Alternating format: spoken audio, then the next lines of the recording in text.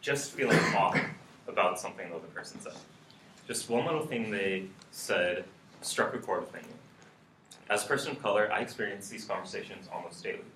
Those little phrases that don't feel like they're meant to harm but still do are called microaggressions. Hyun, in a 2017 article, Ethnic Microaggressions, offers this definition. However, it's very lengthy and ultimately can be boiled down to one thing. It's an insult against your identity, whether that be your gender, race, or sexual orientation. It's a slight against who you are as a person. The School of Public Health released this list of microaggressions, and it offers many different themes, microaggressions, and what they mean. However, Dr. Daryl Tsu, in an article, Racial Microaggressions in Everyday Life, establishes this microaggression, good English.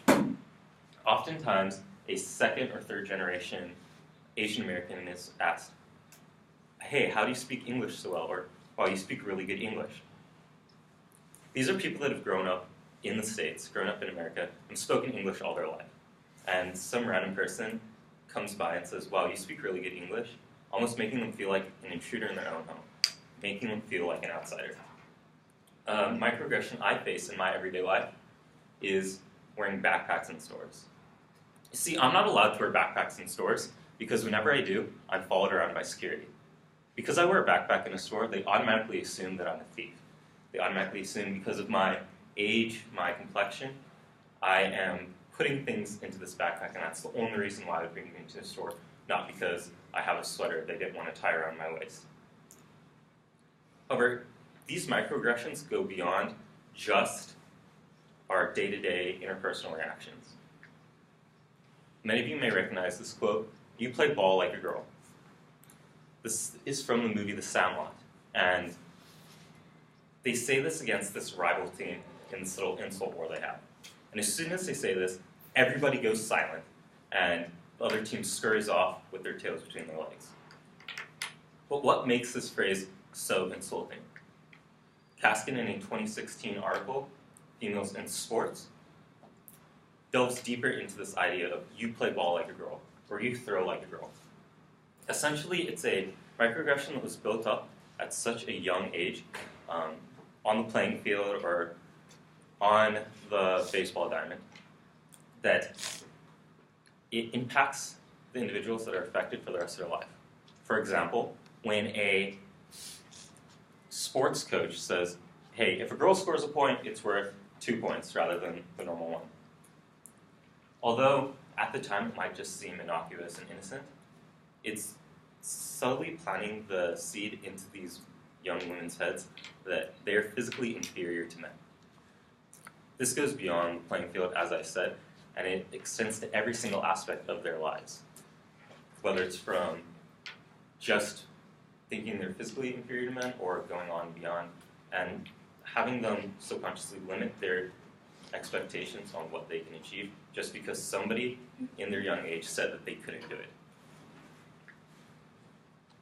And most of the time, people don't really realize they're being microaggressive when they're doing it. For example, a young kid saying, you throw ball like a girl. It's an iconic scene in an iconic movie that people don't really recognize how detrimental it is to our society. So in order to get past this, we need to acknowledge that they exist. If we just keep ignoring them and just pretend like they don't exist, then nothing's going to help, or nothing's going to happen. Tao, in a 2017 article entitled, Was That Racist?, sets up an experiment. With a panel of about as many people in this room as there are, he played 4 different videos. One video had an overtly microaggressive comment, one had a ambiguous, one had a very ambiguous, and one had none. People were very easily able to tell the overt microaggressive comment. But for the other 3, not only could they not distinguish in between them, but they couldn't even tell which one was it. Now this brings up an interesting topic. Because we're not able to acknowledge what microaggressions are in our everyday life, the responsibility steps down to us. Because we can't tell whether somebody's purposely being microaggressive to somebody else. We can only control what we can do. I was asked this question when I applied to be an RN. How would you confront a microaggression? And it's a very difficult topic because based off of the circumstance of somebody's living conditions or what they represent, who they are as a person, they're thinking a different way than everyone else. And something that might be slightly racist and very offensive to somebody is completely acceptable in their society for somebody else.